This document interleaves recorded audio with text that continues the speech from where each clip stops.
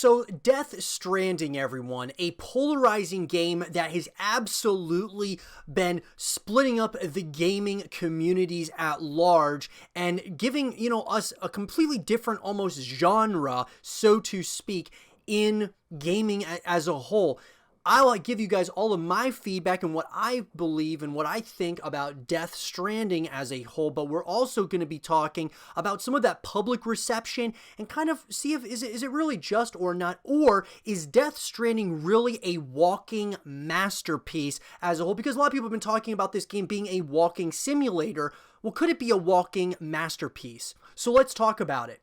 We're going to be going through an article here that was written by Blake Guthrie from Epilogue Gaming, the title of it being The Polarizing Reception to Death Stranding. And if we start here, everyone, it says, Death Stranding has invoked some of the most exciting discourse that the gaming community has to offer this year, with some lifelong Kojima fans prematurely lauding the game as a masterpiece and industry skeptics who reduce the experience to a delivery man simulator that lacks compelling and, more importantly, fun gameplay. And in terms of mystery storytelling, inventiveness, not to mention a naked Norman Reedus, this game has enshrouded itself with an unforgettable intrigue and interpretation since it was announced in 2016. The kind of mystery that drives people toward polar extremes in terms of their expectations about the game. Considering the polarizing reception to Death Stranding, with many describing the game as a masterpiece while others denigrate the game as Fetch Quest the game, many are unsure as to how the title meets player expectations after 3 ambiguous years of building hype. Regardless, the reputation of enigmatic auteur Hideo Kojima solidifies Death Stranding as an easy contender for not only a game of the year for 2019, but a game that redefines this console generation and even paves the way for a new social strand genre. So right off the bat, guys, I gotta say, the reason why after I had read this article, because I've been reading a lot of articles about Death Stranding, I really like this one because it kind of hits on a number of different things that I felt about the game. This has been, just so you guys are all aware, Death Stranding has been, without a doubt, the one game that this, as well as The Last of Us 2, really those two games, are games that had been announced from, a while back, right? So 2016 for Death Stranding, that became my most anticipated games, my most excited games that I could not wait to get my hands on. And now that it's out and the whole world is able to play it, it's very interesting. And you know that you've got something special when you have a game that's so polarizing, something that people don't really know what they think of it, but it's just a game, I believe, that's going to be talked about for years to come. And who knows where this story and all of that could go, as far as, are they going to do DLC? Are they going to be, creating more Death Stranding games? That's something that we'll have to be talking about as well later on in the show. But to continue here, I just thought that this article was really good. We're not going to read the entire article. We'll kind of go through bits and pieces of it. But until last summer, I had never played a Hideo Kojima game. My friend invited me to his place to stream a forbidden game that I could never access on my own, called PT. It was fabled by both friends and the internet to be the scariest game of all time, but I didn't know it yet. At the time, even the name Metal Gear Solid didn't ring a bell. And yet here we are. I have pre-ordered the collector's edition of Death Stranding and almost obsessively follow Hideo Kojima's every tweet, hoping to understand more about this game. So I kind of felt the same way. I really hadn't played very many of Kojima's games. I had watched, obviously, the playable teaser, or PT, that was supposed to be the Silent Hills game that obviously got canceled. But I had watched it, and I thought that was absolutely, it was incredible how they kind of constructed that. And then you see that Norman Reedus at the very end of it, spoiler alert, was like the main character, the character that you were playing as in the PT.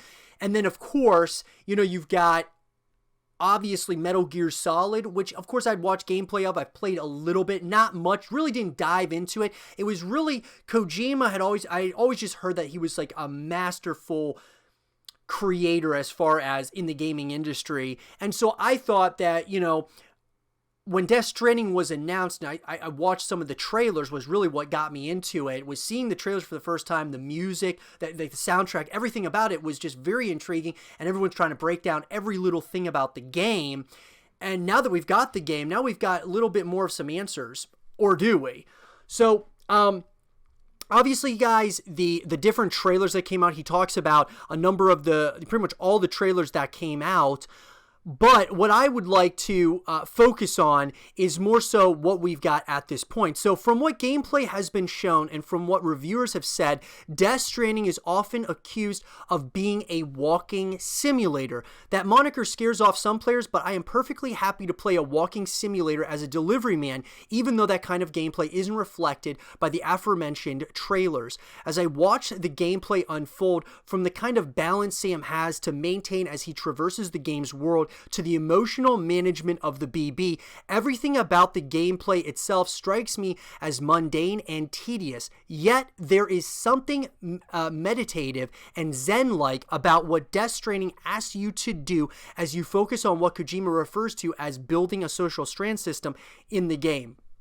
Looking back on what I consider to be remarkable games from this generation, the traversal mechanics of Death Stranding mirror admirable aspects of The Legend of Zelda Breath of the Wild, which I have argued is a perfect game and certainly a contender for the best game that 2017 offered. I agree with that. I agree that The Legend of Zelda certainly was, pretty much probably the best game that 2017 had that came out. And Death Stranding, I feel like it's got things about The Legend of Zelda, but you want to know something? I really feel that something that would be really cool about Death Stranding, and this would be a conversation almost for another day, but what if they created their own servers? You could be able to create your own server similar to Minecraft. I feel like this is a world building type of game.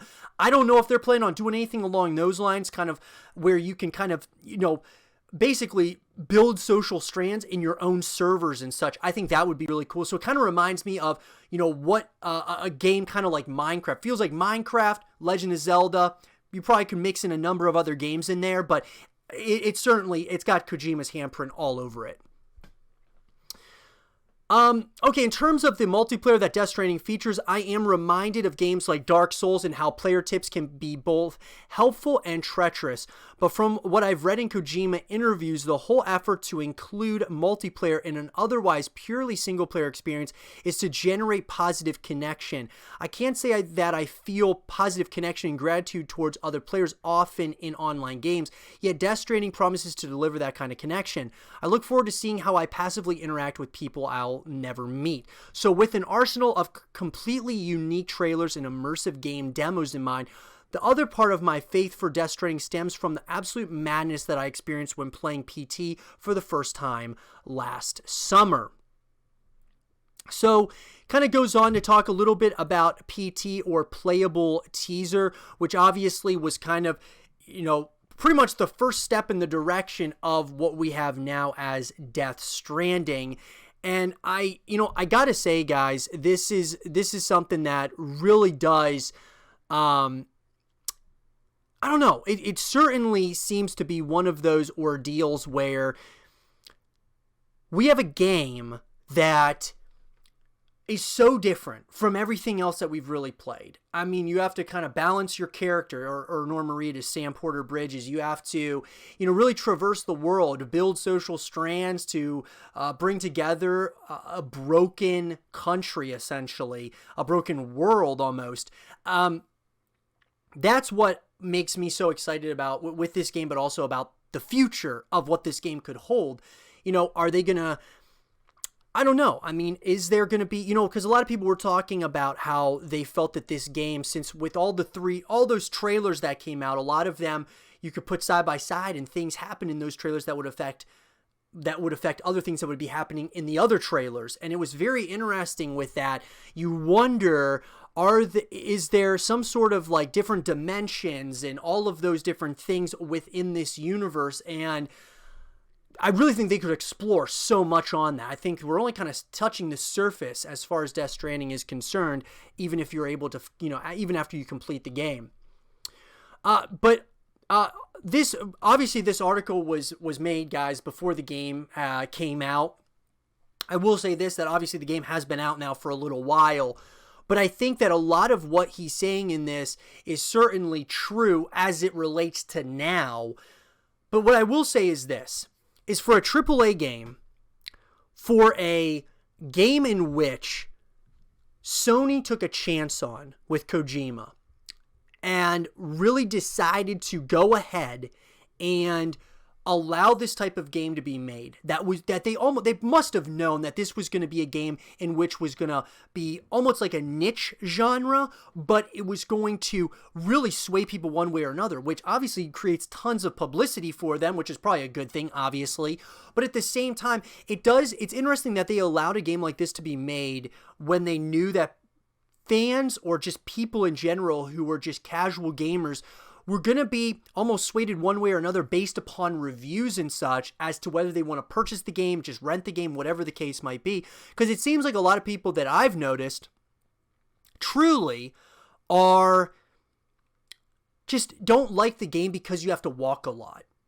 Or you have to just deliver packages and such. And people, and then, obviously as you get like into the game, you notice that it gets better and better as it goes. It's just kind of they're laying the groundwork. It's a long game. I mean, what is it? Like around 60 hours or so, I believe. And so it's very, they really want to build, the character arcs, but they also just want to build on what they started and kind of have like a really solid finish to it. But anyways, the big question here, guys, is Death Stranding the most polarizing game ever of all time? Could it be?